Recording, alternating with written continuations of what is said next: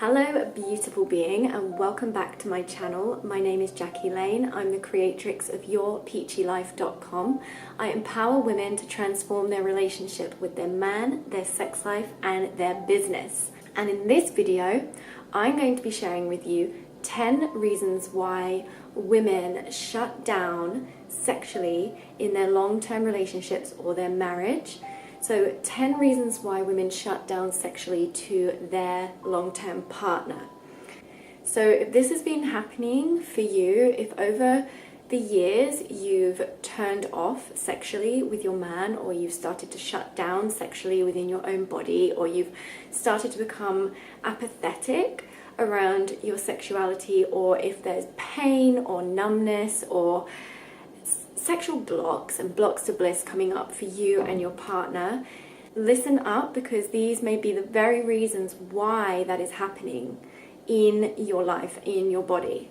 These are just the 10 main reasons why women shut down, but obviously these are very complex, and there's different reasons why for each individual woman. You'll see what I mean when I get into it. So let's get into the video. And I'm going to be looking at my notes on my phone because that's what I do. So number one, she has a fear of her own vibrancy and her own radiance and her own light. This is actually more common than you think, because a lot of women fear that if she becomes fully expressed, that her light is going to either attract unwanted attention, or it's going to be too much for other people to handle, or it's going to make other people feel bad in some way. And so women subconsciously shut themselves down sexually and stop interacting with themselves sexually and with their partner, or they prevent themselves from being fully expressed sexually because they're afraid of their own radiance, because your sexual energy is the energy of creation within you. It is your radiance, it's your vibrancy. And so if you were to be sexually expressed and fully ignited and in your pleasure power and in expansive pleasure, then your light's going to shine even brighter in the world. And there's so many reasons why women have fear around that. They have fear of that causing other people to feel bad, and so what happens is women will dim their light. They don't want to be seen for who they really are. They don't want to be seen for their brilliance. They don't want any unwanted attention, and so they wind up in a codependent dynamic where they're living their life to please other people, and it can be very self-sacrificial. And in the long run, she is trying to please others at the expense of herself. But the truth is that when a woman does this, she's not actually serving anybody. She's actually not serving or benefiting anybody, even though she thinks that she's helping other people by dimming her light and not letting herself be fully expressed. What she's actually doing is telling other women that they have to do the same, and leading by example. And on an energetic level, she is saying to other women, you need to operate in this way as well. You need to be self-sacrificing. You need to be codependent. You need to dim your light to please others as well. So actually, when a woman steps into her full power and really owns her pleasure and owns her radiance and really allows herself to experience that, she gives other women and other people permission to do the same. And so that's one reason why women can shut down sexually, because she has a fear of her own light, her own vibrancy, and she fears what other people might think, or she fears upsetting other people with that, or having unwanted attention because of that. So that's reason number one. Reason number two is when a couple have been only experiencing Shiva, which is masculine energy flow, sex. And this goal-orientated, agenda-focused, performance-based, friction-based sex over time is unsustainable for a woman, and it can actually cause physical trauma within her body, within her yoni. It can actually cause the tissues to constrict and harden. It can cause the cervix to tighten and contract. And so on a very physical level, this can shut a woman down sexually. And on a sexual energy flow level, because feminine energy isn't being honored and the female body isn't being honored, and that energy flow is not being honored, it inhibits her fullest expression, her true pleasure potential and her bliss, and it shuts her down to her pleasure pathways, the different nerve pathways and energy pathways within her body. And over time, it can cause her to fear sex. It can cause her body, she may not know this on a mental, psychological level, but her body is in contraction and fear of that overstimulation, that Shiva masculine energy flow moving towards the goal. There's always an agenda. It's a lot of pressure for a woman over time, and that can shut her yoni down, and especially to her partner, because unintentionally he is the one who is contributing to this. So without honoring the female body, a woman can burn out sexually, and she can feel pressure, obligation, guilt, shame. And think about what all these things are doing within your body on a physical level, on an emotional level. And for women, their sexuality is deeply linked to their emotions. It's deeply linked to how they feel about themselves, within their own bodies, within themselves. And so on both these levels, it is shutting a woman down. Reason number three is a lack of the constant simmer of pleasure. So the constant simmer is something I learned through taking one of Kim Anami's courses. It's something that I knew anyway, but I didn't used to call it that. I called it something else. I didn't name it that, but that's what it is. A constant simmer of pleasure is very much required for a woman to remain open, surrendered, receptive. Surrendered and receptive doesn't mean passive and submissive. That's not what it means. This means feeling turned on, feeling desire, feeling open, feeling like wanting to surrender to that pleasure, and being receptive to her pleasure. And so the constant simmer of pleasure doesn't have to mean sexual pleasure, but it means taking your sensuality into account, taking your desires, your joys, the things that you love, the things that light you up and turn you on into account, and allowing yourself to nourish those on a daily basis. Just a little bit every day creates that constant simmer. And so many women don't do this. So many women put their pleasure at the bottom of their list of priorities and then wonder why they're not feeling open and they're not feeling receptive and they're not able to tune into their pleasure, because they're not actually honoring their pleasure in small ways on a daily basis. Without doing that, a woman can actually become either complacent, apathetic, lackluster, bored, or she can become stressed and overwhelmed. She can feel like life is passing her by a lot of the time.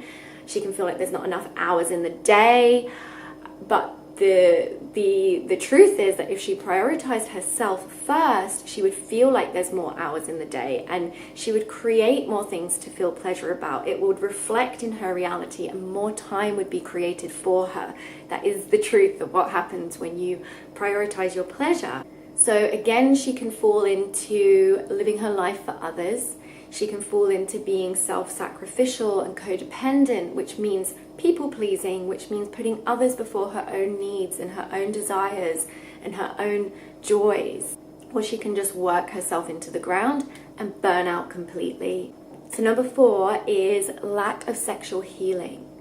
So we have been taught through pornography, through the movies, and even through sex education in schools that sex has to look a certain way, that it is a means to an end, that it is all for sexual gratification or for a purpose of reproduction.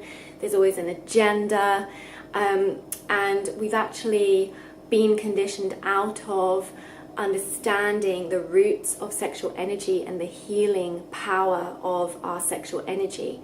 And sexual healing, like on a less spiritual level, is so needed physically. So like any other part of your body you pay attention to, like if you're exercising, you're the rest of your body, you will then go and have a massage, or you'll have some form of vitamins or nourishment for the rest of your body, but we leave out our genitals, we leave out our sexual aspect of our body, such as breast massage as well, and yoni massage, without it being sexual, without it being about pleasure, but rather healing.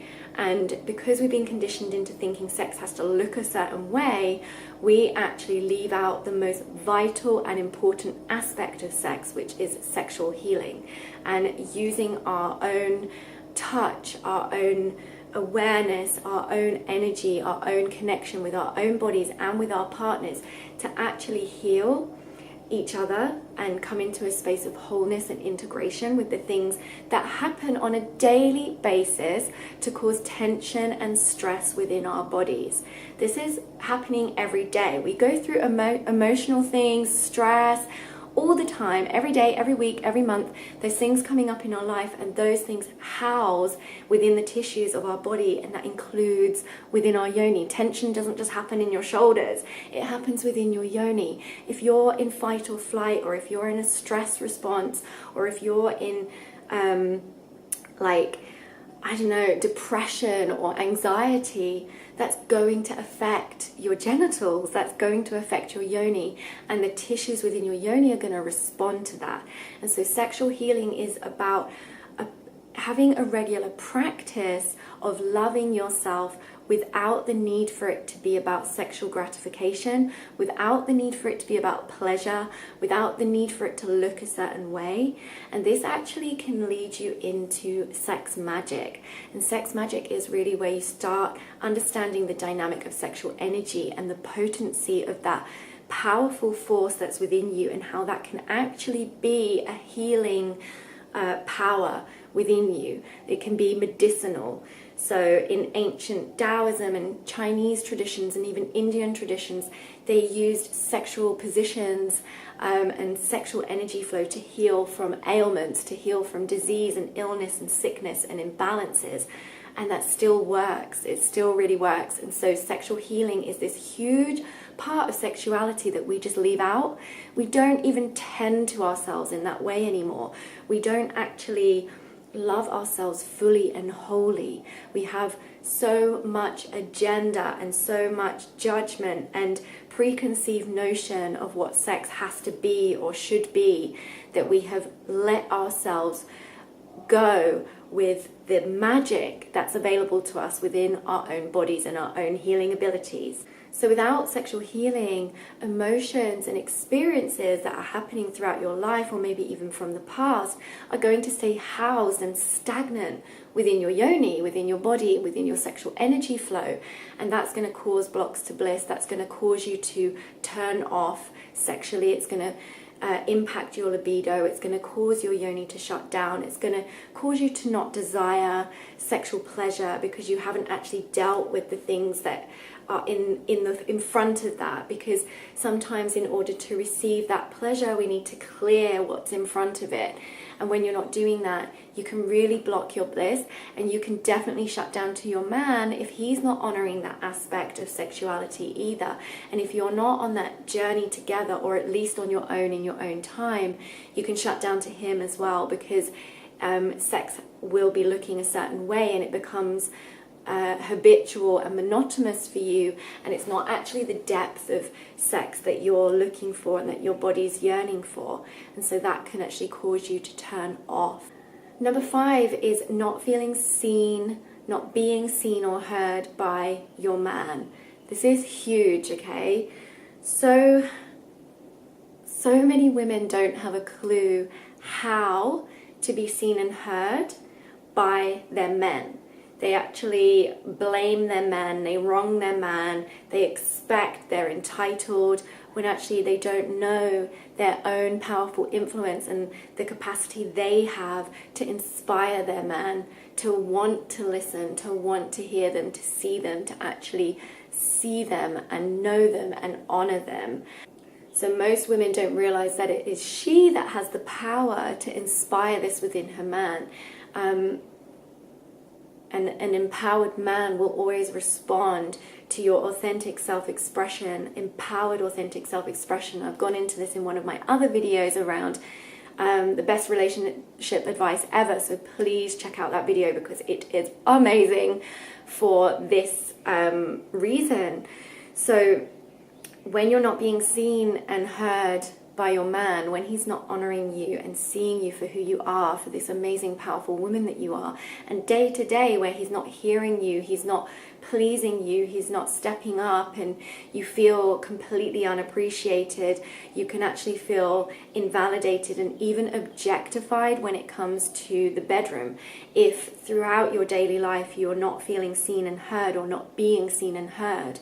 So this can cause resentments, this can cause you to turn off to him, and it's no wonder, like, you're going to feel resentful if he's not hearing you and seeing you, and if you don't feel that way. But I just want you to know there's things that you can do to inspire that within him. There's ways that you can express yourself and communicate that are going to enable him to hear you, because men and women are very, very different in the way that they communicate and express and what they need and the things that actually trigger them. We're very, very different in the way that we express, and so it's really important to have an understanding of your man so that you can honor him first and inspire him to move towards you. And that's something that is very, very possible. So without being seen and heard, you will feel unappreciated, invalidated, and objectified. And objectification for women, it's like the equivalent of emasculation for men. And what that does is emasculation will shut a man down. It will turn him off. He will either run, hide, or explode in defense. And it's the same. Objectification for women causes us to respond in the same way as emasculation causes a man to feel. And so it's really important to understand that. And the key to this is that actually you have the power to be a big influence on how your man expresses with you, and whether he can hear you or not, whether he can see you or not. You actually are a big influence in that. So let that empower you. And so without knowing this information or knowing how to inspire him, then like once you know how to inspire him and how to communicate and how to express in an empowered way, that then inspires him and influences him to want to come and close that gap. So without this, you can feel a distance day to day, and that distance will start bubbling in resentment and disconnect, and that causes you to shut down sexually. So number 6 is actually the fear of being seen and heard by your man. This shows up in other areas of your life as well. So often women actually fear that if she is fully expressed and if she is seen by her man, that he won't be able to handle it, that he'll abandon her, or he won't accept her for who she is, or he will manipulate her and use it against her. These are all very, very common fears that come up around being seen for women by their men. She can also fear that he'll feel bad for some reason, for whatever reason. Like if she is expressing her truth in that moment, like maybe she needs to cry, maybe she feels angry, and maybe something's coming up that isn't the usual or the norm in a sexual space or in a relationship dynamic space. Maybe some triggers are surfacing or past things are surfacing. She may fear that if she expresses that he's going to run away, or that he's not going to be able to handle that, and that he will feel bad and it's going to make him feel bad. But the problem is that when you, again, it's this codependency, when you stop yourself, sorry, this is just wobbling. My tripod is a lamp. The problem is when you inhibit your own true self-expression, your authentic self-expression with your man, you actually block the flow of sexual energy and connection between you. You actually don't give him a chance to step into his empowered masculine energy. You actually inhibit and block the exact thing that you're looking for, which is deep connection, love, commitment, being seen, being heard, being appreciated, you actually block that from happening. And there's ways that you can go about this that are really truly empowered, that can help you through those fears that don't feel so scary to you. So without letting yourself or allowing yourself to be seen and heard by your man, you actually inhibit true intimacy. You block the flow of sexual energy.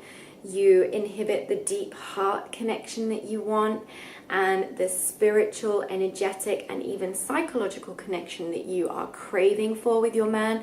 You stop that from happening when you don't allow yourself to be seen, when you let fear dictate to you what is okay and what's not okay to express with your man. It's your willingness to be vulnerable, and your willingness to be seen, and your willingness to show up and be authentic. So it's your job to really trust in the empowered masculine energy within your man, and really come into a space of safety and security within yourself, and self-validation and self-trust as well.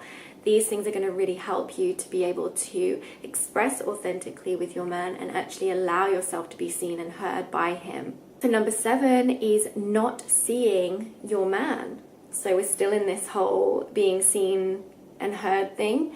So often women can unintentionally turn their prince into a frog, when she has the potential to inspire him into her king and her god. And this is the truth. So often women go into blaming, shaming, wronging, entitlement, dictating, expectation, and just putting so much pressure on a man without realizing it. She can emasculate him. She can cause this deep sense of hurt on a primal and soul level within him without even realizing she's doing it. And this can really cause like massive disconnect between you both. And when you're not seeing your man as this empowered masculine energy, you actually cause him to express in his wounded energies, and you will never see the king within him. You will never see the god within him. You will only ever see the frog. You will only ever see the frog. And again, this is really something that you have power around. You have an influence around this. So this is what Alison Armstrong calls frog farming. And so many women do this without even realizing they're doing it.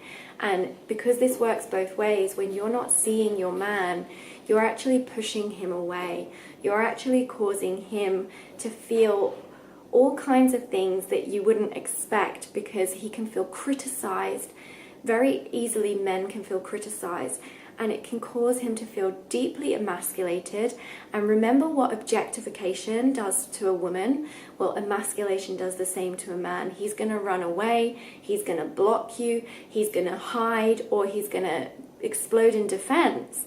And he's not going to be able to be the man that you want him to be when you are not seeing him and you're not giving him that opportunity. So without seeing your man, you can unintentionally cause a wounded energy dynamic between you. There can be a power battle that starts to arise within the relationship, and you can actually inspire a wounded expression in the way that he connects with you, which causes obviously like more wounds within you to show up.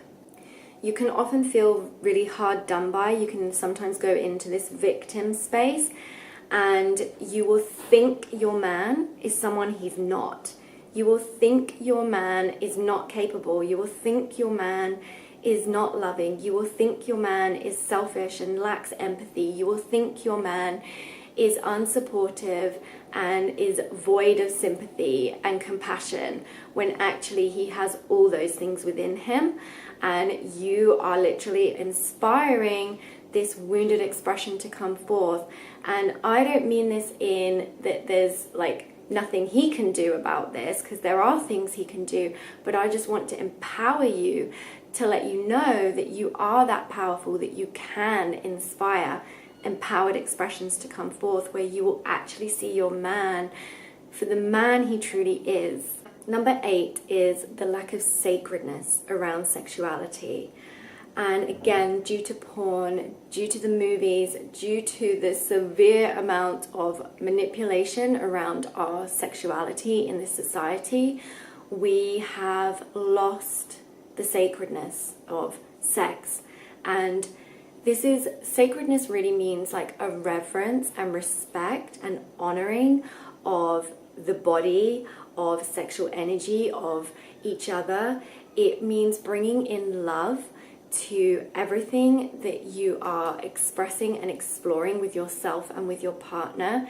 It's really around reverence and honor and energy as well. So it's bringing that aspect of sexuality into your sex life. It's about bringing spirit into your sexual play. This involves your energy centers. This involves your magnetic poles. This involves ritual, and this involves sex magic and healing as well. And in kind of non-spiritual terms, it's like connection exercises, breathing exercises, sexual exercises and practices that creates more harmony, more balance, more connection, and expands your capacity for pleasure and your experience of your own pleasure. So that's kind of what it is in a non-spiritual way. And it's also the balance of Shiva, masculine, and Shakti, feminine sexual energy flow, like I spoke about before. So without sacredness, especially for a woman, sex can become a means to an end. It's somewhat immature, superficial, surface level. There's no depth, there's no meaning behind it, it's just gratification, when actually there's a whole lot more. Like, that's just the tip of the iceberg, and like that's really amazing, obviously, like pleasure and sexual gratification, amazing, but that's just one tiny aspect of sex. And when you bring the sacredness back into sexuality, you start to experience your sexual selves in a completely new way that is far more expansive, liberating, and fulfilling and satisfying than just the surface level way of going about sex. So without sacredness, you miss out on the subtle pleasures, subtle energy, the subtle connection, the subtle energy dynamic that's going on, which can sometimes not be so subtle. It can be very, very obvious, but you don't really discover those things when you are lacking sacredness, when you're not bringing sacredness into your sexuality. So sacredness may mean looking like setting an intention before your sexual practice. It may mean looking like sharing how much you appreciate each other, or 3 to 5 things you appreciate about each other before you move into intimacy practices. It may mean bowing to each other and telling each other, I see you, I'm present with you, I'm here for you. It may mean bringing in your idea of source or God or the universal spirit, whatever you want to call it, and actually like creating your sexual space as a spiritual space to explore super consciousness. And it's about bringing meditation into the sexual space, so that this is really a presence practice. So anytime you're wandering off into fear or other thoughts or judgment or doubt, or if you're wandering off into goal and agenda, you can bring yourself back into the present moment and release those things, so you can explore the journey right now. And that actually opens you up on a sexual level, and opens up your experience and expands what's available to you and what you can experience physically, emotionally, sensually, spiritually, sexually. It opens up everything in such a vast way. And for a man, it really means being able to hold the space for contradictions, being able to hold the space to explore without agenda, and to really have this respect and reverence for your woman. And so for a woman, you can actually inspire your man to want to explore this with you, and inspire him by showing him and being the initiatrix. That's something Layla Martin speaks about, being the initiatrix within the relationship, because men are clueless about this. Women are clueless about this. So it really does start with us, women, Shakti, And it really starts with your own self-exploration first, and then bringing that into the relationship dynamic. Okay, just two more. Number nine is not delegating, not asking for help, and not accepting help from others. So women these days are actually taking on the role of what a whole village and her man would have done for her back in the day. So women now are not only so women now are mothers, wives, business women. Within their business, they're wearing all the hats. They're the accountant, the marketing expert, the person showing up, everything. She takes on everything within the business. And she's the housekeeper, the cook, she's the sister, the auntie, the daughter. There's so many roles that women are playing that she can burn out, and there can be a fear around accepting help or delegating or asking for help. Like there's the codependency thing showing up. There's the fear of other people not being able to do as good a job as you. There's a fear of letting people down. There's a fear of there's also the fear of losing your independence, or that, well, if you can't do it yourself, then you're going to lose your independence. But the truth is that when a woman's not delegating, she's going to burn out. When she's taking on everything, if you're taking on everything, how can you expect yourself to feel open sexually when you have so much responsibility and you're taking it all on and you're not letting anyone help you?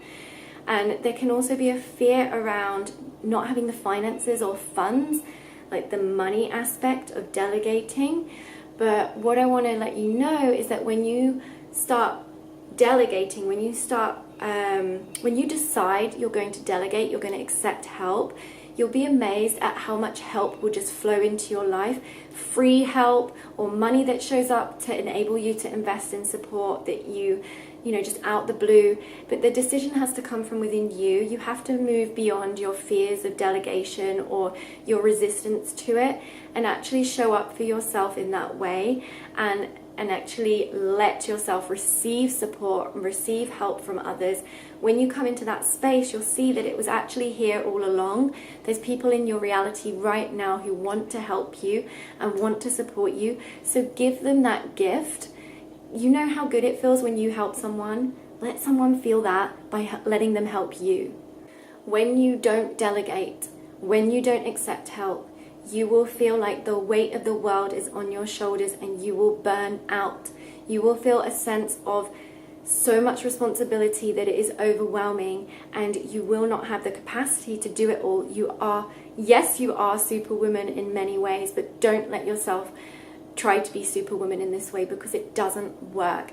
And just think about what you're teaching other women or your children when you are saying you don't matter, you can't delegate, you can't accept help, you're not allowed help, you have to do everything yourself. What is that teaching? What is that being an example of? That is not true feminine empowerment. That is not empowered feminine. Empowered feminine will allow herself to be supported. She will accept help from others, and she will ask for help when she needs it. So be aware of how you're feeling, and just notice in your life where you may be able to delegate right now. Notice who wants to help you. There's people right now who want to help you. I can assure you of that. Okay, number 10 is probably one of the most complex ones, and this is the last one. And this is all about personal trauma. So any kind of trauma can really cause you to shut down sexually. Trauma can even look like self-judgment and shame. So just know that trauma can be something that is seemingly small, but it can have a big impact on your body and your openness and your yoni. Trauma can be something like emotional trauma, can be physical trauma, can be sexual trauma, can be mental, psychological trauma. It can be day-to-day little things that are happening that are causing you trauma, stress, and disempowerment within yourself. These things are going to show up, and they're going to shut you down. They're going to constrict you. They're going to cause tension. They're going to cause numbness or pain. when you're holding on to these things, when you're holding on to that trauma, your body, your sexual self, and your yoni are in protection mode. They go into protection mode, and that means stay away from me. That means do not enter. That means not right now. And so these things that some traumas can be really, really big. Some traumas can be like past traumas. Some traumas can be things that are very small and that are happening on a daily basis. Without holistically approaching this, trauma can start running your life, and often health and mental health issues can occur because of this. All these things can be linked to you not honoring the trauma that you're experiencing, and this goes back to that sexual healing point that I made earlier. So these are just 10 reasons why women shut down sexually, especially within long-term relationships, especially with her man specifically. Obviously all these things can be very personal, and you have your own personal reasons why these things are happening for you. This is why it's so important to seek support from somebody who can really help you through these blocks to bliss and through what it is you're going through. You cannot be expected to do these things alone. Trust me, I tried for the longest time and it doesn't work. And if you want to open sexually and experience pleasure and enjoyment with yourself and with your man, and if you want to actually honor yourself and find this deep connection, this heart connection, this expansive sexual space with yourself and with your man, then it's so important to let yourself be supported. And I'm going to share the link to my Reawaken Your Yoni 6-week online course in the comments below. This is a life-transforming course. So I've created this Reawaken Your Yoni course. This is just for you. This is the beginning. This is the start of what you need to know and the tools that you need to heal yourself sexually so that you can come into a space of openness and receptivity, so that you can open yourself to your sexuality and to your sexual pleasure. So this course has everything in it for you to do just that. This is the start. It starts with you, Shakti. And then from there, it's about bringing that into the relationship. And this is something that I work one-to-one with clients with. So if this is something that you have been struggling with and that you're looking for support with and you're really wanting to invest in your relationship this year, then please contact me. I will leave the link to my website below. I will leave the link to my Facebook below so you can get in contact with me and we can discuss working together. I love you so much. I hope this video benefited you in some way. Please feel free to leave a comment below if this supported you or benefited you, or if you have any questions. And please do give this video a thumbs up if you liked it, and just let me know that you want more of this information by giving this video a thumbs up. I love you so much, and I just want to say that pleasure is your birthright, and everything that we do and everything that we yearn for is for the feeling of pleasure in our life. All the higher emotions, all the higher desires ultimately come down because we want to feel the sensation of pleasure, joy, abundance, bliss, connection, love. All these things come down to the feeling of pleasure within us, and this is our birthright. You were born to experience pleasure and ecstasy, and you can do that in the most natural, nourishing, uplifting, empowering way, and I'm here to teach you how to do just that. So I love you lots, and I hope you're having an amazing day, and remember to keep it juicy. Bye.